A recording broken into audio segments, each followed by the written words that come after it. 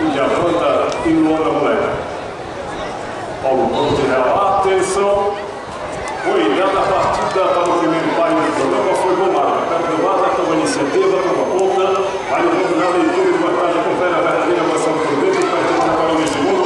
Fizemos a volta, deixando ali a proposta. Voltou de uma a verdadeira por dentro, toma ponta.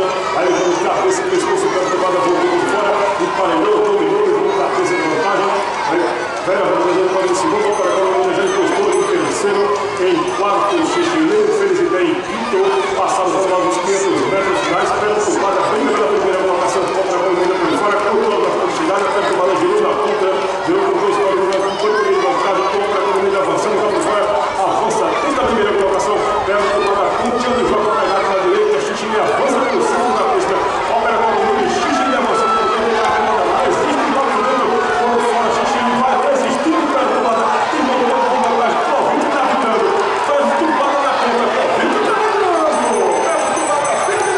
cruza a faixa final, pega a tumbada, depois Chichileiro,